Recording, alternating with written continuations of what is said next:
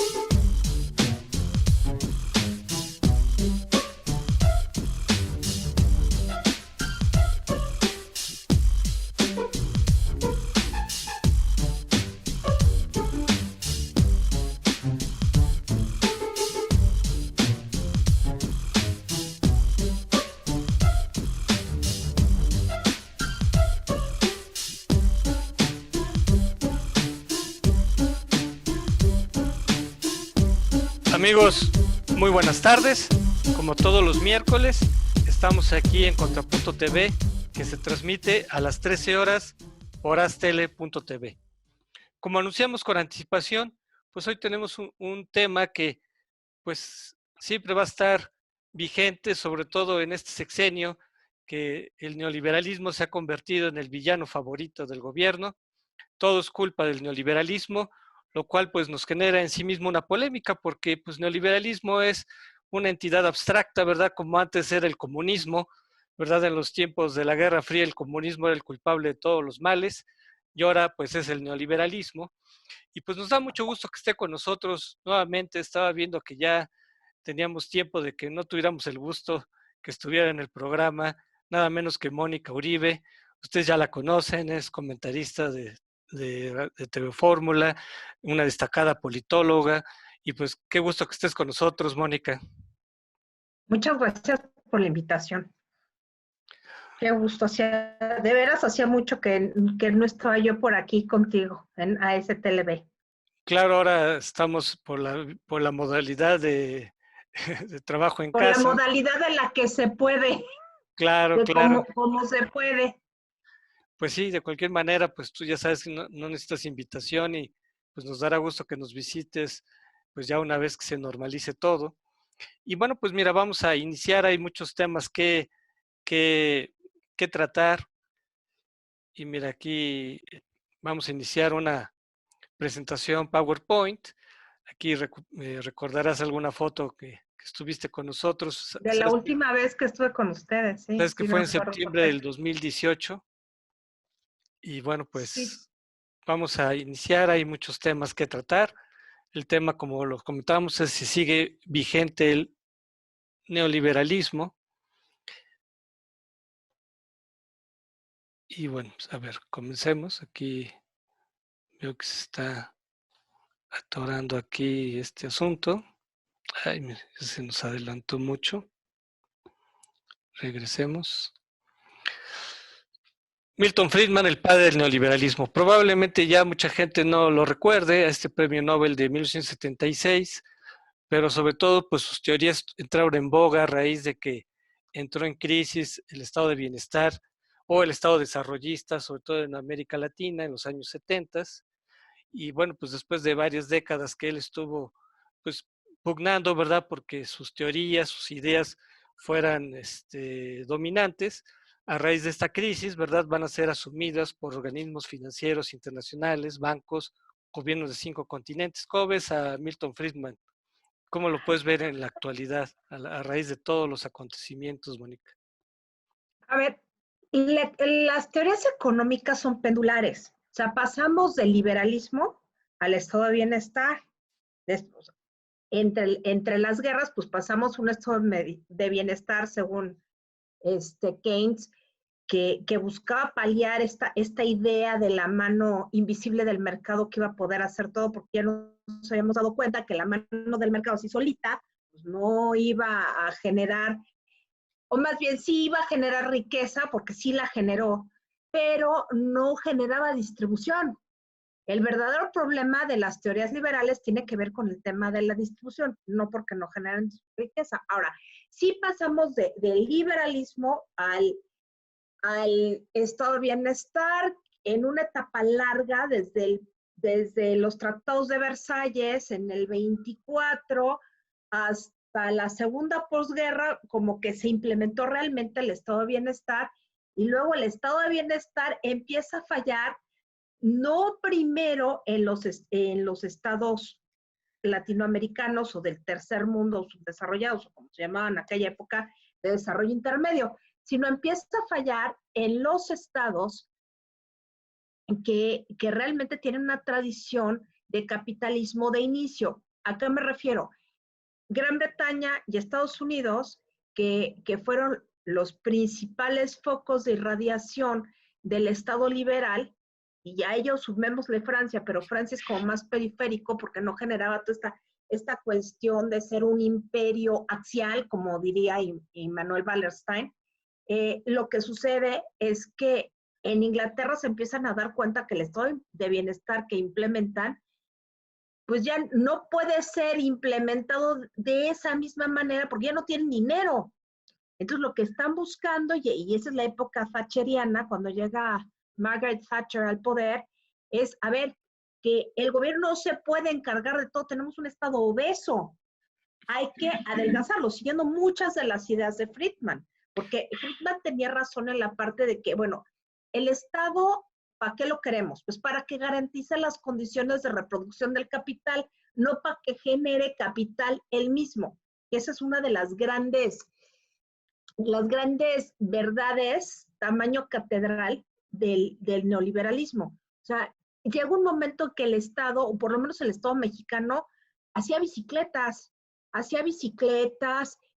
tenía pescaderías de los productos estos del mar, tenía, bueno, obviamente los vehículos automotores mexicanos que eran espantosos, pero funcionaban.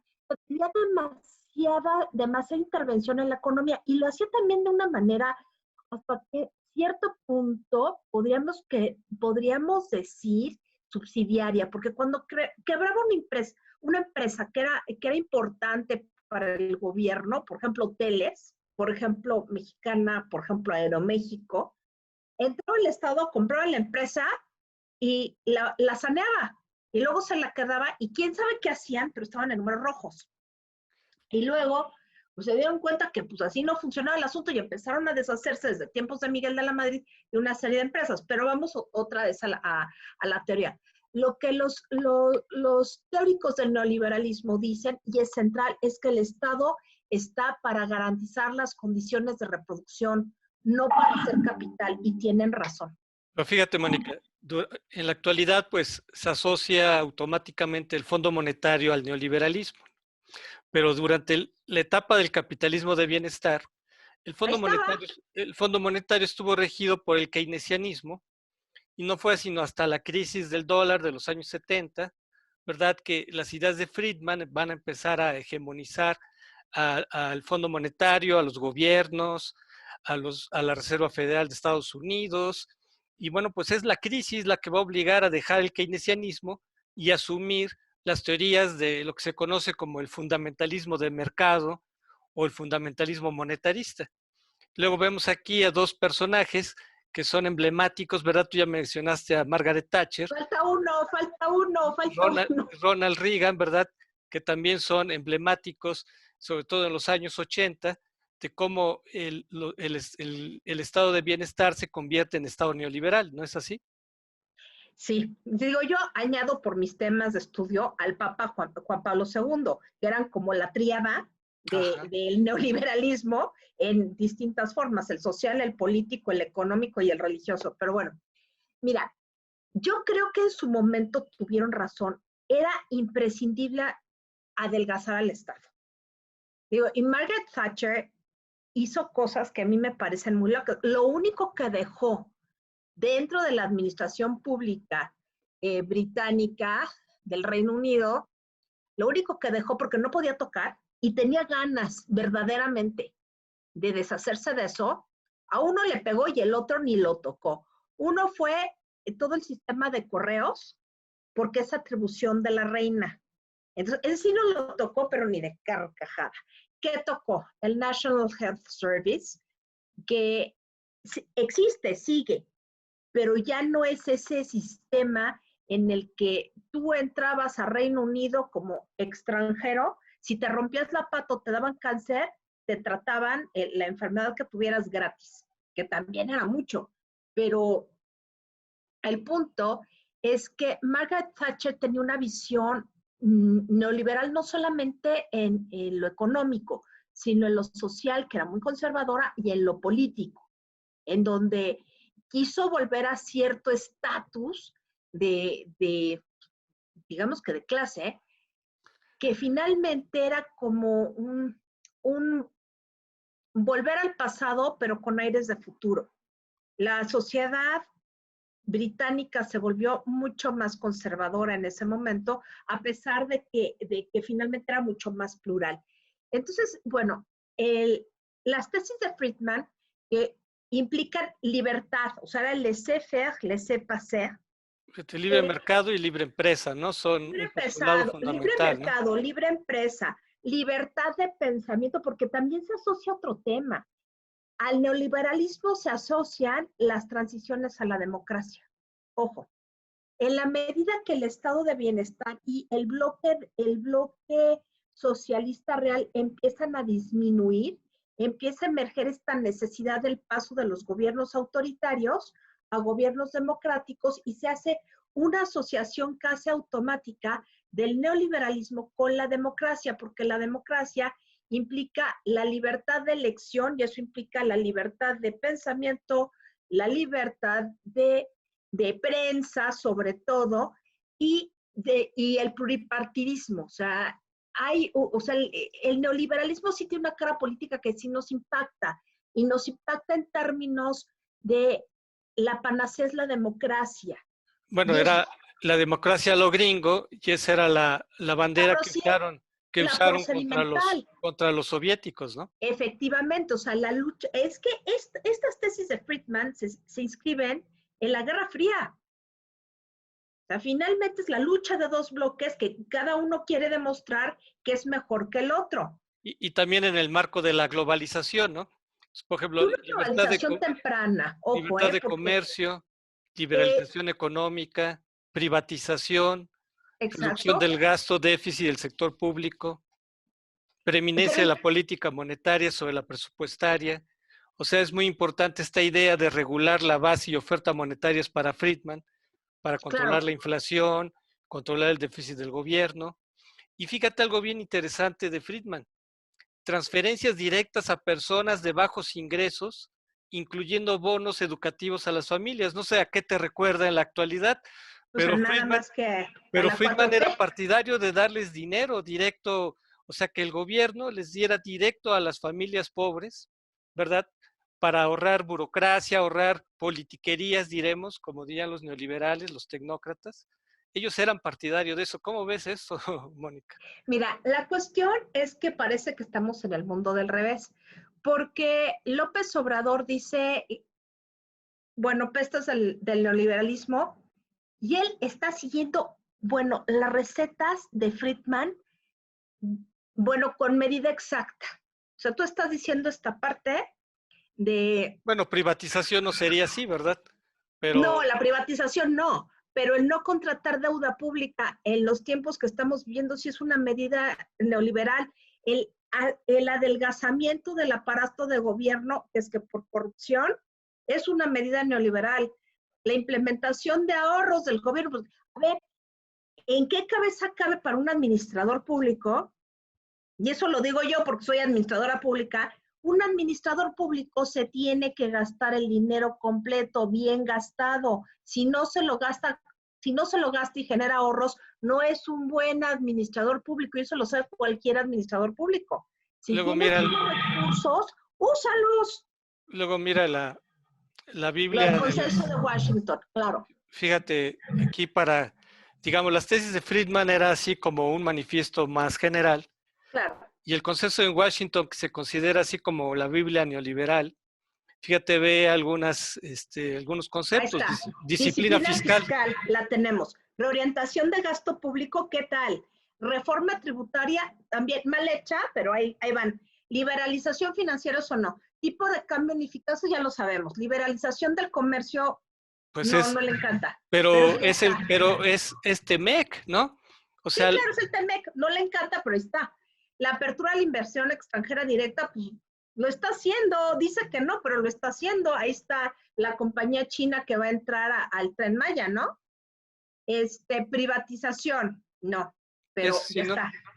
Luego, Desregulación, pues en la práctica sí, porque ya la ves práctica sí, los exacto. organismos los ha anulado, ¿no? O sea, quiere Los deshacerse reguladores, de los organismos autónomos del Estado y de los reguladores, exacto, porque es anticorrupción, por las dos vías. Por aquello, bueno, está la reforma política legal, ganas tiene y con ellas se entretiene. Las instituciones reguladoras, pues, quiere deshacerse, o sea, ahí es ambivalente.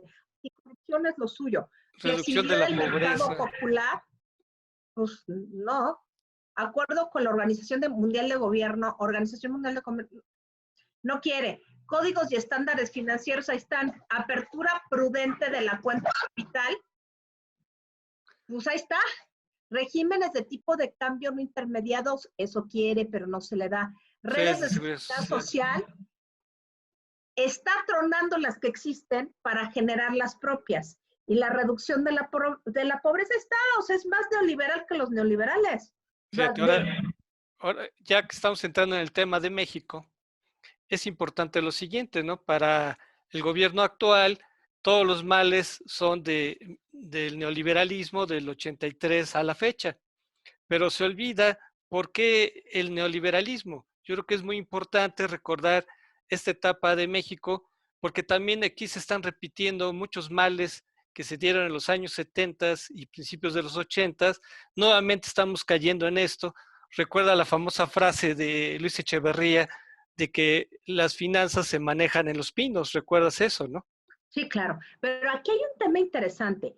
El modelo de desarrollo estabilizador se agotó socialmente porque por corrupción, efectivamente, y porque no se repartía, no derramaba la riqueza que se había generado. O sea, crecíamos al 6% del PIB y durante muchos años crecimos al 6% con un tipo de cambio estable, donde hay una movilización social ascendente impresionante. México se desarrolla, ya está en el famoso trampolín del desarrollismo.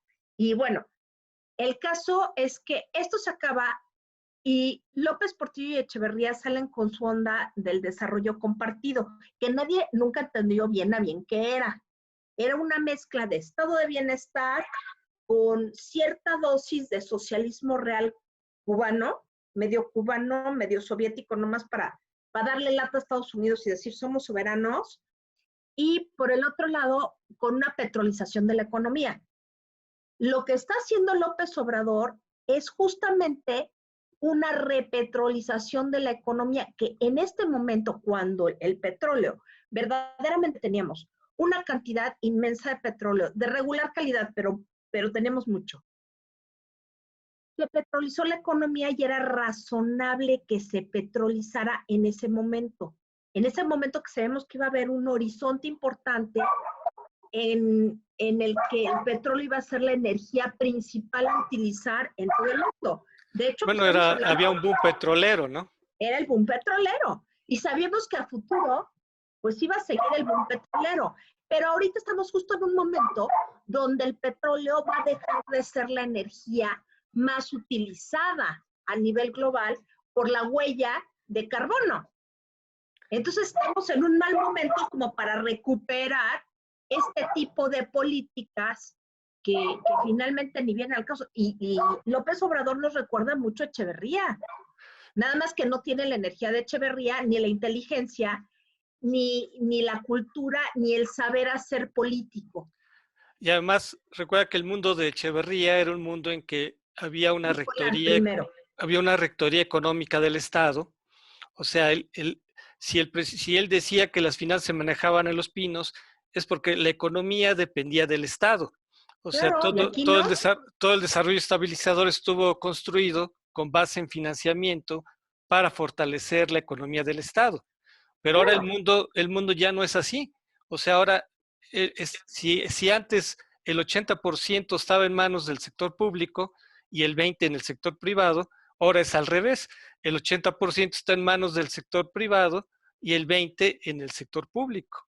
Y que tiene una lógica natural. A ver, el Estado tiene que sentar las condiciones para el desarrollo del capital con dos, Beto. Es como si tuviéramos una balancita, una especie como de, pues sí, de balanza de esas legales, que por un lado tiene que generar las condiciones objetivas para el desarrollo del capital. ¿Cuáles son estas?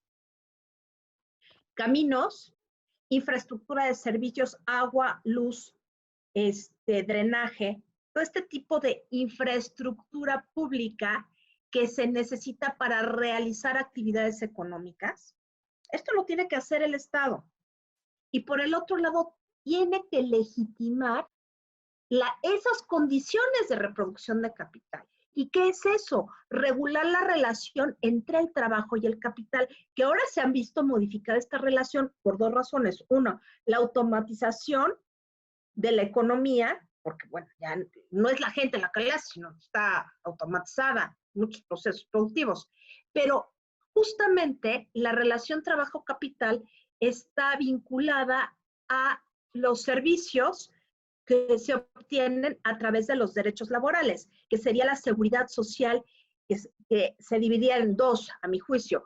Uno, los derechos laborales de la sindicación y por el otro lado, los derechos a la jubilación. Y por supuesto, estos derechos de jubilación implican una seguridad social diferente de la médica, que ahí tenemos un problema. El seguro social en México implica salud y pues todas las cuotas por jubilación, que no tenía por qué estar juntas, o sea, es un absurdo, pero es otro tema. Bueno, pero justamente la única manera de que la gente, o sea, la legitimidad se ve en cuanto a movilización, organización y convocatoria, está a través de procesos políticos que sean considerados legítimos. Entonces, el Estado mexicano falla de tres maneras. No garantiza una inversión pública que genere las condiciones para la reproducción del capital. Termina por no, a pesar del artículo 123 y todo lo que legalmente existe, y todo este arbitraje del trabajo, no logra de alguna manera, después pues sí, o sea, los sindicatos no logran controlar del todo los modos de trabajo, por eso surgen los sindicatos independientes, que no es que estuviera mal, tenían que surgir, pero no logra al final darle el peso al trabajo frente al capital, porque tenemos unos empresarios enormes, un Slim que está entre las grandes listas de Forbes de los hipermillonarios, y un trabajador pobrísimo que pues casi no le toca nada de la derrama. Entonces, esto no lo logra hacer. Y el tercer elemento que se suponía que estaba mal resuelto, fue el tema de la transición democrática, la alternancia de partidos, la prensa libre, un legislativo que funcionara, de contención, equilibrio de poderes, un judicial autónomo, que eso es lo que se construyó en los últimos 30 años, va a ser 300 años, qué horror, 30 años. Esto en este momento no se está viendo. Es como si todo lo que se logró y parte, o sea, de lo poquito a lo mucho que se logró, es como si se estuviera desde el gobierno, porque no desde el Estado hasta el momento, se le estuviera mellando de tal manera en que se quiera construir otro sistema sin que haya, pues no sé, condiciones objetivas para crearlo. A mí sí me dice Andrés Manuel López Obrador, vamos a destruir el neoliberalismo. Digo, madre del creador, pues ¿cómo lo vas a hacer? Vives en un mundo que es neoliberal todavía. Y si todavía se le ocurre decir, bueno, es que vamos a destruir el capitalismo, a ver, perdón, vivimos en el capitalismo y falta mucho para que el capitalismo se acabe. No lo vamos a ver. Y esta época de Echeverría Portillo, ¿no te recuerda que el enfrentamiento que tuvieron con el sector privado, como este O sea, grave ¿de enfrentamiento, asesinatos hubo? Por pero favor. como este enfrentamiento pues fue fundamental, ¿verdad?, para que se vinieran las crisis. También recuerda todo el despilfarro que se dio en esta época, obras faraónicas, elefantes blancos, todo esto que elevó la deuda y que se hizo impagable, ¿verdad? ¿No te recuerda que todo esto se está repitiendo nuevamente? Mira, yo soy de la idea, como historiadora, más reciente que administradora pública, de que la historia no se repite, ni es maestra de vida. Son condiciones completamente distintas, pero sí podemos hablar desde la ciencia política que hay regularidades y la regularidad es clara. Finalmente López Obrador es producto del PRI y estos son los priistas más clásicos del universo. Digo, ya están muertos y, bueno, no, uno está vivo, perdón, perdón, perdón, Luis Echeverría ahí todavía está, ya lo ando matando, pero el punto es que esta fue la forma de hacer política del famoso desarrollo compartido en donde todos íbamos a ser felices, felices, felices, porque estábamos nadando en petróleo, todos íbamos a ser ricos, todos íbamos a comer perdices, resulta que no. Luego, Y fíjate, parece que López Obrador se ajá. quedó pasmado en esa época. Luego, fíjate, entró en crisis el Estado desarrollista, luego el Estado petrolero, y pues bueno, llega el neoliberalismo, y fíjate, Miguel de la Madrid llegó, ¿verdad?, con una bandera de la austeridad, o sea, tuvo que aplicar una terapia de choque neoliberal. Tenía ¿Recuerdas que que, ser, no había otra. recuerdas que el Fondo Monetario le condicionó préstamos a Pues cambio de estábamos que, endeudados hasta acá. El petróleo lo teníamos ya vendido, regalado, dado y otorgado, pero como por 20 años. entonces fíjate, la austeridad implicó el recorte al gasto público y social del aparato estatal. Tú hablaste muy bien de que había un Estado obeso y por eso se llevó a cabo un programa de privatizaciones. Al día siguiente, ¿te acuerdas de la nacionalización de la banca? Y ¿Qué al tal? primer, La cara, yo me acuerdo de la cara de Miguel de la Madrid cuando estaba sentado en primera fila, ya habían pasado las elecciones, ya era presidente electo. Cuando la Cámara, ¿te acuerdas que la Cámara de Diputados se erigía un colegio electoral? uh-huh. Entonces ya era presidente electo, estaba sentado en primera fila y López, porque yo estaba bien, tenía 16 años, estaba viendo el informe y de pronto López Portillo salió con el anuncio de que nacionalizamos, estatizamos la banca y bla, bla, bla. Y la cara de Miguel de la Madrid era así de, ¿Te acuerdas de, ahí nos quieren, ya nos saquearon, pero no nos volverán a saquear? ya nos sacaron, pero no nos volverán a sacar. Y el problema que vamos a enfrentar con López Obrador, si sigue bajo este esquema, es que nos van a volver a sacar. Fíjate, yo tengo muy presente cómo Miguel de la Madrid aplicó la austeridad, cómo implicó recorte de miles de burócratas despedidos, y también recuerdo mucho la bandera de la renovación moral de la sociedad.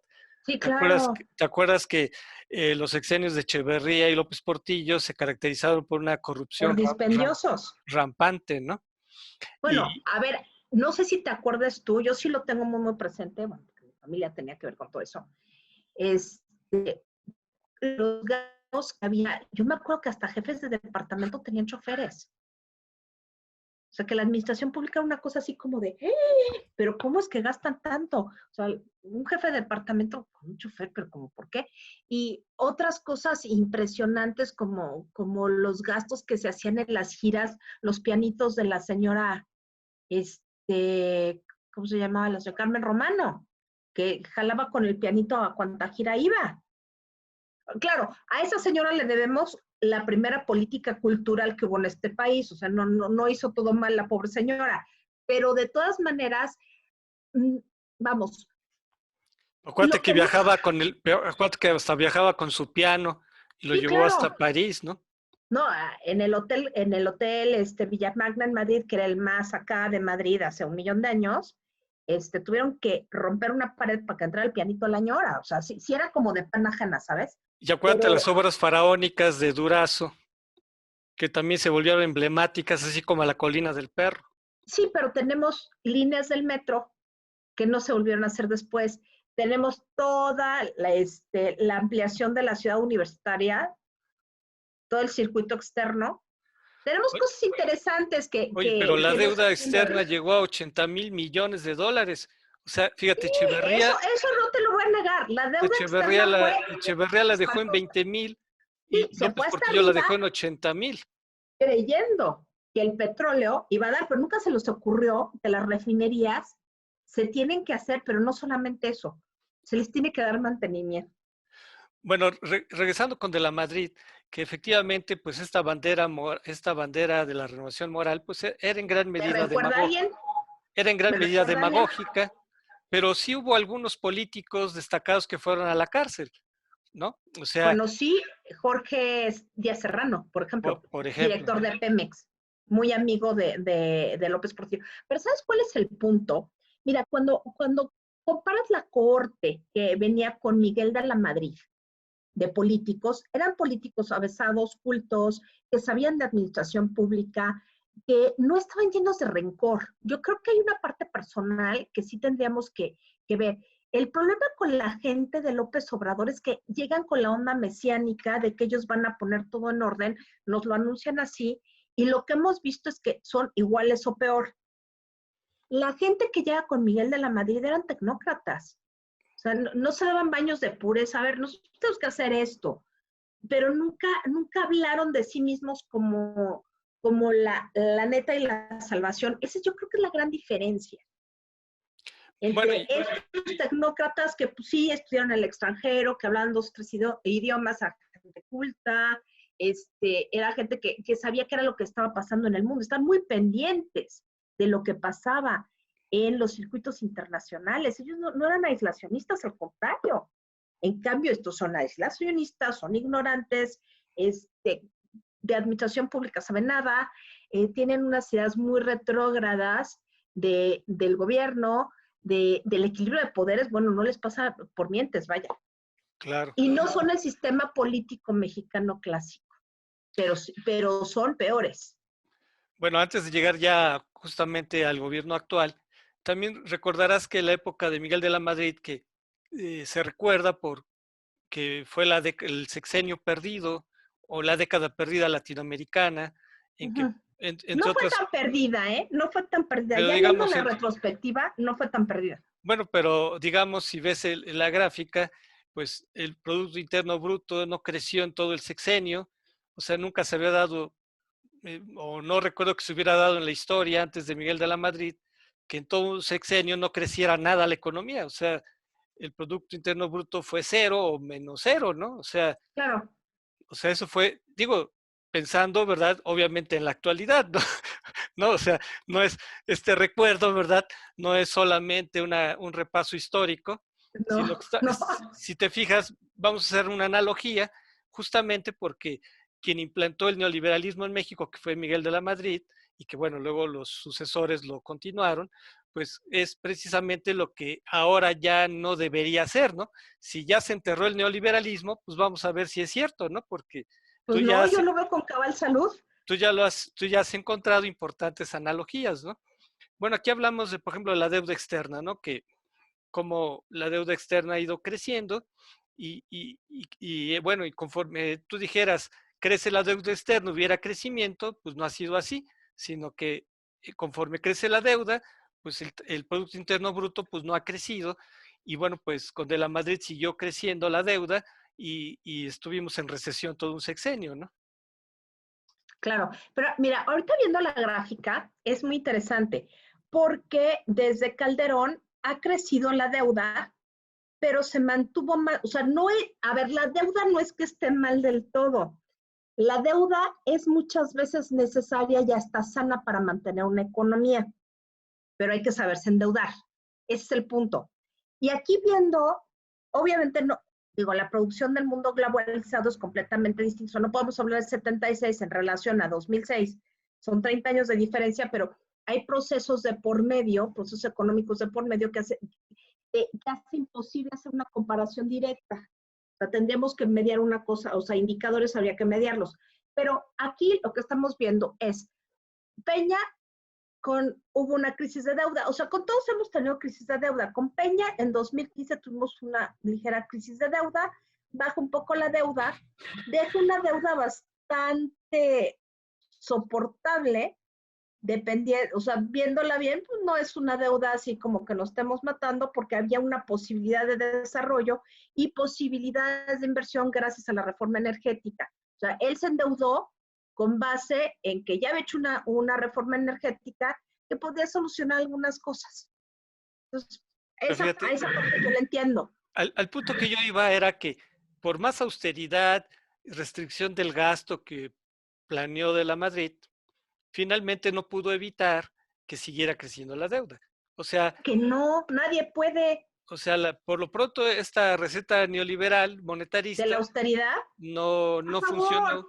A ver, es que, insisto, cualquier administrador público, incluso neoliberal, sabe que la única manera de demostrar que es un buen administrador público es gastar exactamente lo que tiene en sus partidas, punto.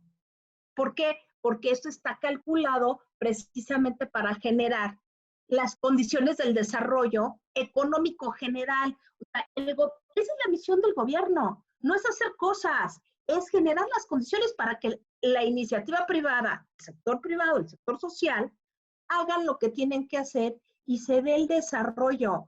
El gobierno solo no puede llevar al desarrollo, es imposible. Bueno, y naturalmente si la economía no creció, pues no hubo condiciones para que pudiera reducirse la pobreza Claro, y podemos ver cómo, pues, si ves 1989 ya en sexenio salinista, ya la pobreza patrimonial estaba en 44%. 44.7. O sea, A cada ver, vez la pero pobreza ahí va superando la mitad de la población. A ver, ahí hay tres temas importantes. Uno, el crecimiento poblacional desmedido. Ese es un hecho. O sea, en 1970 éramos 70 millones o menos de 70 millones. Sí, a ver, aquí estoy viendo, 1977 éramos 62 millones. ¿Ok? Ahorita somos el doble. Sí, 127 o Por 130 ahí, según.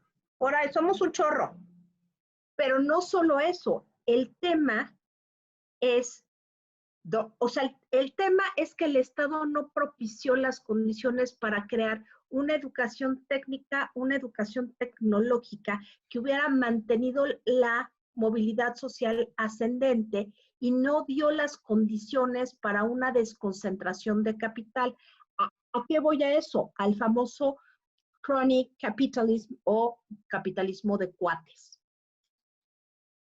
Ese capitalismo de cuates en el que se favoreció a un segmento muy específico de empresarios, pero no se favoreció al grueso de los empresarios, que serían los pymes, las pequeñas y medianas empresas.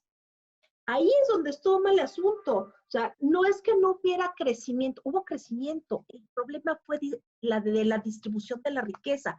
Y eso tiene que ver con las condiciones del índice de desarrollo humano. Salud al nacer y, bueno, por supuesto, que en eso sí crecimos, que la esperanza de vida, ¿no? Salud, educación y el acceso a infraestructura básica. En eso no cumplió el Estado. A pesar de los grandes esfuerzos que se hicieron, no cumplió. Ya, Vamos, lo vemos hasta en la ortografía de los chavos. De pronto, la Secretaría de Educación Pública tenía a pesar de la disminución de la tasa de fertilidad, pues no nos damos abasto. Y ahorita estamos en el brete dengue y perendengue de ver cómo demonios se van a pagar las pensiones de los trabajadores que cotizaron 1000 años en el Seguro Social o en el ISSSTE. Y no sabemos cómo le vamos a hacer. Y tenemos miedo de que el señor López Obrador se quede con el dinero de las afores. luego, mira, si damos un salto mortal, porque digamos, el gobierno actual hace mete en bloque todo 30 años de neoliberalismo. Que no son iguales, son muy distintos. Cada sexenio es Claro, muy distinto. pero digamos, vamos a ver cómo acabó el sexenio de Peña. Fíjate, este dato de 2.42 de promedio sexenal, tú dirías, bueno, es muy raquítico, muy pobre, pues sí, No tanto. sobre todo por las necesidades que el país tiene, toda la pobreza que existe y demás, pero este 2.42 es justamente lo que cayó la economía en un año actualmente en México, ¿no? O sea, Claro. comparando desde el trimestre del 2019 al trimestre del 2020, fue 2.42 que cayó la economía. O sea, fíjate, comparativamente, o sea, se criticaba al gobierno anterior y en un año, ¿verdad? Quedó anulado, ¿verdad? El promedio sexenal del sexenio pasado. Mira, yo lo que te puedo decir es que el crecimiento económico fue mediocre, pero hubo crecimiento. Ojo, no hubo la derrama que debió haber habido. Hubo una enorme corrupción. Y justamente por esa enorme corrupción, la desazón que provocó nos llevó a que la democracia, nuestra querida democracia que nos iba a resolver muchas cosas, pues pasar un poco como la serpiente que se muerde la cola. Gracias a mecanismos democráticos, estamos entrando en una fase de un gobierno autoritario legítimamente electo. Pero bueno, la inflación es una inflación normal de 4.83, está un poquito elevada, pero las inflaciones normales son entre el 2 y el 5%. Eso es normal. El tipo de cambio se mantuvo regularmente, pero ahorita en un año pasó de 19. Bueno, no es cierto, porque no fue en un año, se mantuvo artificialmente durante un año y ahorita pues subió un 25%. Es Fíjate, una cosa impresionante, de, 25%. del sexenio de Peña, lo que más se ha cuestionado es, por ejemplo, la violencia, la inseguridad, la corrupción, ¿verdad? Que fueron indicadores muy críticos. Y se habló de que, bueno, México vivía una bancarrota política y social, pero no vivía una crisis económica, ¿estás de acuerdo? Exacto.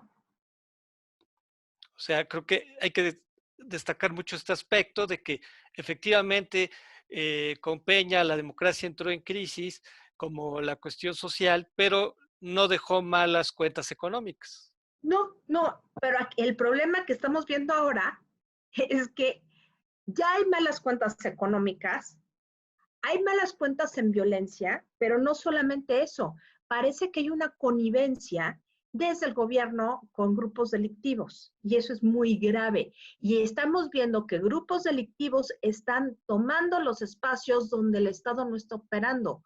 Léase Sinaloa, Tamaulipas, en donde las bandas de narcotraficantes ahora asumen el papel del estado de bienestar y llevan llevan alimentos a las personas en estos momentos de pandemia y el Estado, pues bien, gracias, o sea, contando muertitos que ni los cuenta bien. Sí, se culpó a Calderón y a Peña de que habían hecho pactos con los narcos, con el Chapo Guzmán concretamente, y ahora el presidente le saludó a la mamá del Chapo, ¿no? Y hasta se dice que No, está, bueno, eso fue lo claro, fresa, porque ahí se ve que es una trampa que se lo pusieron para decirle, señor, nosotros somos los que tenemos el poder. La historia del hijo, por favor. claro, claro. O sea, está buscado este fulanito, el hijo, ya no me acuerdo cómo se llama, o sí, ¿no? Ovidio, Bueno, ¿no? Ovidio, Ovidio, Ovidio, está buscado por la policía norteamericana, hay un trato de colaboración en materia de seguridad del Estado mexicano con el Estado norteamericano, y el señor pues, le da miedo que vayan a matar a toda la gente, que sí tenía razón en una cuestión humanitaria, pues que, que no atraparon a Ovidio, pero ahí se conoce que hay una cuestión política ahora sí que de interés, de conflicto de interés, que a la mera hora dices, a mí me da mucha sospecha. O sea, si me lo ponen en términos de análisis, la única explicación que le encuentro que hayan dejado libre Ovidio es porque tiene información de más. luego, mira, continuando con las analogías con el gobierno de la Madrid, fíjate, la austeridad y la lucha contra la corrupción fueron una de las banderas fundamentales del presidente López Obrador, ¿no? Y aquí en estos lineamientos destacaba mucho este aspecto, ¿no? Que fueron banderas que él a la fecha mantiene, ¿no? Como ejes de su gobierno, ¿no? Austeridad y anticorrupción, que también fueron importantes para el gobierno de la Madrid, ¿no? Bueno, fueron importantes sobre todo para el gobierno de la Madrid, pero todos han tenido este discursito de anticorrupción y austeridad y tal. Pero aquí hay un tema. En términos de corrupción, López Obrador tiene razón, hubo una corrupción terrible, pero la corrupción no es tanto la cuenta pública. la corrupción está más bien del lado de las empresas que licitaban. Ahí es donde estaba el cochupo, no en la cuenta pública. Entonces es muchísimo más difícil encontrarlo. Pero hay un tema también importante. Su lucha contra la corrupción, que es válida en sí misma, o sea, como concepto es válido, no tiene en cuenta los daños colaterales. Y ahí te va el ejemplo más claro. Toda la cuestión de la compra consolidada de medicamentos se hizo un galimatías porque no hubo planeación. Yo puedo hacer una reingeniería en la compra de medicamentos o de insumos para el sector público siempre y cuando tenga mis bodegas llenas. Y se aventaron las borras a decir, no le voy a comprar estos, y cuánta gente se quedó sin quimioterapias. Sobre todo niños No, sin quimioterapia, niños en dolor, por favor. Eso es lo que no se vale. Se satanizó empresas a las cuales luego se les volvieron a Tuvo dar que contratos. comprarles. Por ejemplo, PISA es la única empresa que tiene todo, deja tú la posibilidad de comprar el medicamento a las farmacéuticas grandes. Hay medicamentos que no lo puedes comprar en otro lado, digo, sobre todo los oncológicos y los antirretrovirales. Los tienes que comprar al productor porque todavía tienen los derechos. Luego, mira, otra similitud. Miguel de la Madrid inició la apertura comercial de México. ¿Te acuerdas que México ingresó al GATT? Y luego ya Salinas logró la firma del Tratado de Libre Comercio. Del TLC. Luego López Obrador pues firmó el TEMEC y luego pues con el asunto muy delicado que se hicieron importantes concesiones a Estados Unidos. Ya ves que ahora se está hablando de que va a haber inspectores laborales, que aunque por más que niegue el gobierno, Pues a mí me parece muy bien que haya inspectores laborales. Y le cambiaron agregados, pero a final de cuentas fue una concesión muy fuerte al gobierno de Estados Unidos. Claro, sí, o sea, finalmente el discurso nacionalista, ahí también te doy la razón, pero también tiene que ver con Luis Echeverría. Los discursos estos nacionalistas del sistema político mexicano posrevolucionario clásico, así le llamo yo hasta Miguel de la Madrid, generalmente son discursos sumamente nacionalistas en donde se envuelven en la bandera, pero en realidad tiene una relación muy particular con Estados Unidos. Acuérdate de que por lo menos Gustavo Díaz Ordaz y Luis Echeverría fueron informantes de la CIA. Sí. Están en este libro de la expansión de la CIA en México, que tiene un libro fabuloso sobre cómo funcionaban estas líneas de espionaje y cómo México era así como que el centro del espionaje, ¿no? Y vemos, a ver, López Obrador vocifera y vociferó en cuanto a que se envuelve la bandera por la soberanía. ¿Cómo criticaron que Trump viniera? ¿No? Pero en el momento en que Trump dijo, te me estás quieto, ha sido muy obsecuente. ¿Cómo se criticó que Peña recibiera a Trump? Y ahora se ha acatado fielmente las directrices de Trump. Sí, porque Peña todavía tenía una distancia. Y tenía una distancia, ¿por qué? Porque tenía la delicadeza. Fíjate, un detalle que no se me va a olvidar. Es muy idiota a lo mejor lo que puedo decir, pero es un detalle interesante en términos del estudio de élites y de las cortes. Felipe Calderón fue a Inglaterra, bueno, a Reino Unido, en visita de Estado. Se quedó en Buckingham, hizo todo el dengue y el perendengue. Nadie dijo nada. Bueno, creo que yo y mis amigas dijimos qué horrible vestido de Margarita Zavala y se acabó. Ya. O sea, en el plan frívolo. Peña Nieto va y se le da una cobertura enorme desde la recepción en Buckingham, los trapos que se pusieron, no se pusieron, demás parientes. Pero, ¿a qué voy con estos dos? A uno se le dio mucho reflector, a otro no se le dio reflector, pero fueron comportamientos de jefes de Estado, que no les dio pena. Hablaban un inglés fatal los dos, pero pues ellos se presentaron en Buckingham y no les hizo. ¿Ok? Como jefes de Estado. ¿tú te imaginas que López Obrador, con sus ideas de que la mejor política exterior es la interior, algún día va a aparecer por Buckingham? Obvio no. Y vivimos en un mundo global donde tienes que tener relación directa con los líderes de Estado. Claro. López Obrador ha tenido por lo menos 2 oportunidades importantes para aparecer en los circuitos de los jefes de Estado. Y ha aplicado la política rancherita. Fue la coronación del emperador de Japón y la reunión última de Davos. Pudo haber estado, pero no cómo va a estar. Manda a Marcelo Ebrard porque la política rancherita pues no puede ver este tipo de cosas porque él es muy austero y él es muy humilde, lo cual no es cierto. Luego, mira, regresando con estas analogías, decíamos que cuando en la Madrid la economía no creció y el año pasado no crecimos, a pesar de que no crecimos y a pesar de la crisis actual, el presidente sigue con la misma medicina de la austeridad, de recortar el gasto público, de correr funcionarios, el paquete 2019 también así. Bueno, aquí sí vemos una diferencia importante en cuanto a que, creo que me faltó alguna lámina que creo que no metí aquí. Ah, sí, mira, me salté esta. Fíjate, aquí habla de, en enero del 2019 ya se habían corrido más de 10,000 burócratas. Uh-huh. En la actualidad se habla que se han corrido pues más de casi 500,000 burócratas. Y luego ve los pronósticos de... Es muy probable porque... ¿Cómo? Es muy probable, pero a eso habría que sumarle en las administraciones donde ganó Morena, en las administraciones locales, los gobiernos locales. Y luego ve los pronósticos de la caída del Producto Interno Bruto después de esta crisis, se puede caer hasta el 10%. Entonces, entre más cae el Producto Interno Bruto, pues la pobreza se va a incrementar, ¿no? Cada vez, aunque no hay una relación directa, a final de cuentas hay menos riqueza.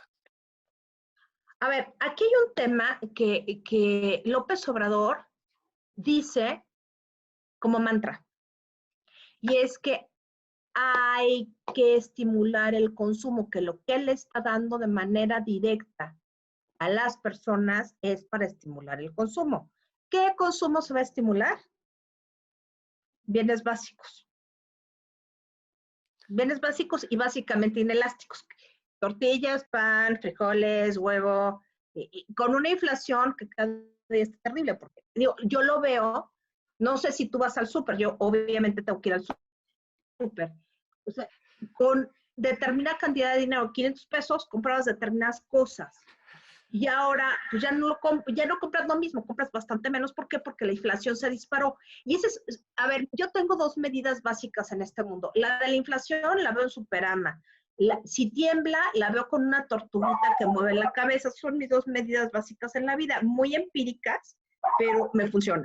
Lo que yo estoy viendo es un presidente que sabe de economía lo que yo de chino, es decir, nada. Habla de ella. Se nos acaba el tiempo, Mónica. Diremos, en síntesis, puedes decir... Es neoliberal el hombre. Aquí estoy viendo, es más papista que el... Sí, es neoliberal. Critica el neoliberalismo.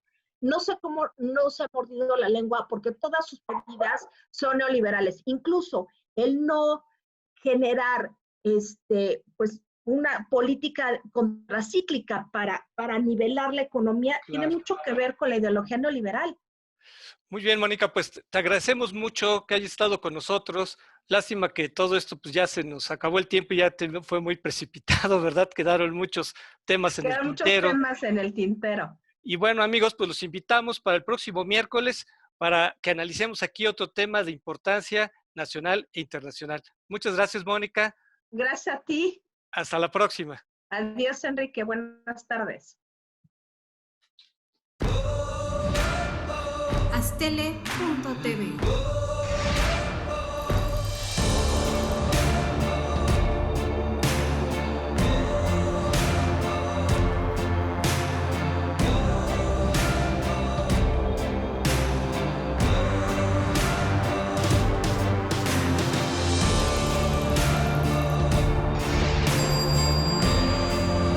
Astele.tv